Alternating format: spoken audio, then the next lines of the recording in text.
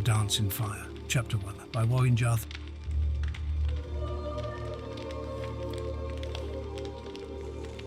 Scene: the Imperial City, Cyrodiil. Date: 7 Frostfall, 3E397. It seemed as if the palace had always housed the Atreus Building Commission, the company of clerks and estate agents who authored and notarized nearly every construction of any note in the Empire. It had stood for 250 years, since the reign of the Emperor Magnus, a plain-fronted and austere hall on a minor but respectable plaza in the Imperial City. Energetic and ambitious middle-class lads and ladies worked there, as well as complacent middle-aged ones like Decumus Scotti. No one could imagine a world without the Commission, least of all Scotti. To be accurate, he could not imagine a world without himself in the Commission. "Lord Atreus is perfectly aware of your contributions," said the managing clerk, closing the shutter that demarcated Scotty's office behind him. "But you know that things have been difficult." "Yes," said Scotty stiffly. "Lord Vannick's men have been giving us a lot of competition lately, and we must be more efficient if we are to survive. Unfortunately, that means releasing some of our historically best but presently underachieving senior clerks." "I understand. Can't be helped." "I'm glad that you understand," smiled the managing clerk, smiling thinly and withdrawing. "Please have your room cleared immediately." Scotty began the task of organising all his work to pass on to his successor. It would probably be young Imbralius who would take most of it on, which was as it should be, he considered philosophically. The lad knew how to find business. Scotty wondered idly what the fellow would do with the contracts for the new statue of St. Alicia for which the Temple of the One had applied. Probably invent a clerical error, blame it on his old predecessor Decumus Scotti, and require an additional cost to rectify. "I have correspondence for Decumus Scotti of the Atreus Building Commission." Scotty looked up. A fat-faced courier had entered his office and was thrusting forth a sealed scroll. He handed the boy a gold piece and opened it up. By the poor penmanship, atrocious spelling and grammar, and overall unprofessional tone, it was manifestly evident who the writer was. Leodis Jurus, a fellow clerk some years before, who had left the commission after being accused of unethical business practices. "Dear Scotty, I imagine you always wondered what happened to me, and the last place you would have expected to find me is out in the woods, but that's exactly where I am. Ha. If you're smart and want to make a lot of extra gold for Lord Atreus and yourself, you come down to Valenwood too. If you haven't or have been following the politics here lately, you may or may not know that there's been a war between the Boschmer and their neighbours elsewhere over the past 2 years. Things have only just calmed down, and there's a lot that needs to be rebuilt. Now I've got more business than I can handle, but I need someone with some clout. Someone representing a respected agency to get the quill in the ink. That someone is you, my fiend. Come and meet me at the Mother Pascos Tavern in Falinesti, Valenwood. I'll be here 2 weeks and you won't be sorry. Juris P.S. Bring a wage and load of timber if you can." "What do you have there, Scotty?" asked a voice. Scotty started. It was Imbralius, his damnably handsome face peeking through the shutters, smiling in that way that melted the hearts of the stingiest of patrons and the roughest of stonemasons. Scotty shoved the letter in his jacket pocket. "Personal correspondence," he sniffed. "I'll be cleared up here in just a moment." "I don't want to hurry you," said Imbralius, grabbing a few sheets of blank contracts from Scotty's desk. "I've just gone through a stack, and the junior scribes' sick hands are all cramping up, so I thought you wouldn't miss a few." The lad vanished. Scotty retrieved the letter and read it again. He thought about his life, something he rarely did.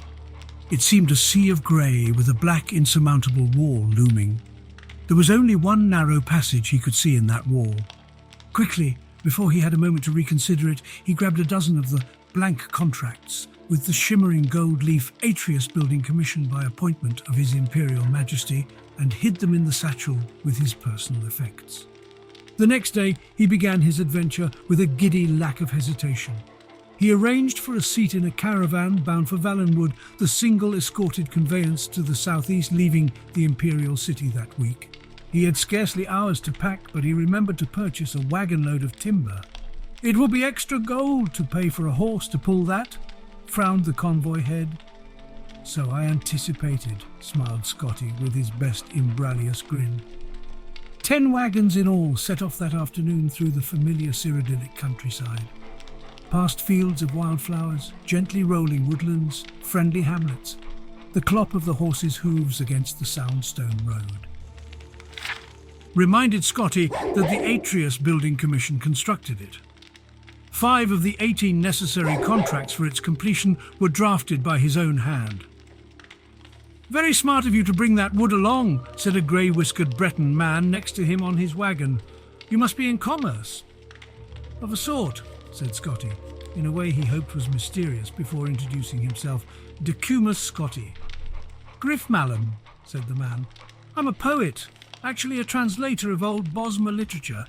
I was researching some newly discovered tracts of the Menoriad play bar 2 years ago when the war broke out and I had to leave.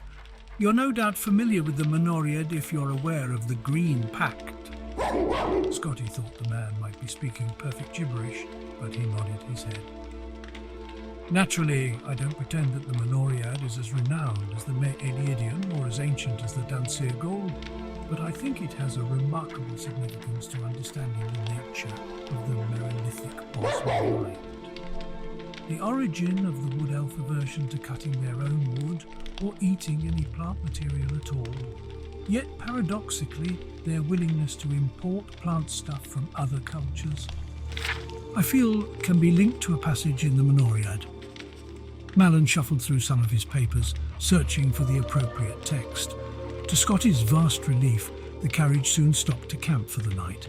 They were high on a bluff over a grey stream, and before them was the great valley of Valenwood. Only the cry of seabirds declared the presence of the ocean to the bay to the west. Here the timber was so tall and wide, twisting around itself like an impossible knot begun eons ago, to be impenetrable. A few more modest trees, only 50 feet to the lowest branches, stood on the cliff at the edge of camp. The sight was so alien to Scotty, and he found himself so anxious about the proposition of entering the wilderness that he could not imagine sleeping. Fortunately, Mallon had supposed he had found another academic with a passion for the riddles of ancient cultures. Long into the night he recited Bosmer verse in the original and in his own translation, sobbing and bellowing and whispering wherever appropriate. Gradually Scotty began to feel drowsy, but a sudden crack of wood snapping made him sit straight up. "What was that?" Mallon smiled. "I like it too. Convocation in the malignity of the moonless speculum, a dance of fire." "There are some enormous birds up in the trees moving around," whispered Scotty, pointing in the direction of the dark shapes above. "I wouldn't worry about that," said Mallon, irritated with his audience. "Now listen to how the poet characterises Hermamora's invocation in the 18th stanza of the 4th book. The dark shapes in the trees were some of them perched like birds, others slithered like snakes, and still others stood up straight like men."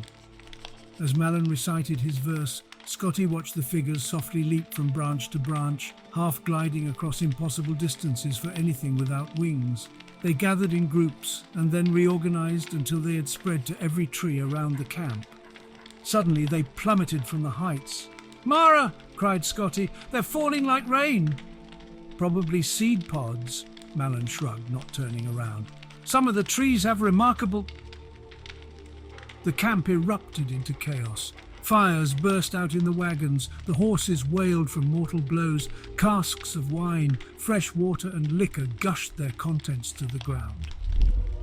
A nimble shadow dashed past Scotty and Mallon, gathering sacks of grain and gold with impossible agility and grace. Scotty had only one glance at it, lit up by a sudden nearby burst of flame. It was a sleek creature with pointed ears, wide yellow eyes, mottled pied fur and a tail like a whip. "Werewolf," he whimpered, shrinking back. "Cathirat," groaned Mallon. "Much worse. Khajiiti cousins or some such thing come to plunder." "Are you sure?" As quickly as they struck, the creatures retreated, diving off the bluff before the battle mage, and night, the caravan's escorts, had fully opened their eyes. Malin and Scotty ran to the precipice and saw 100 feet below the tiny figures dash out of the water, shake themselves and disappear into the wood. "Werewolves aren't acrobats like that," said Malin. "They were definitely Cathay rot, bastard thieves. Thanks, Stendar, they didn't realise the value of my notebooks. It wasn't a complete loss."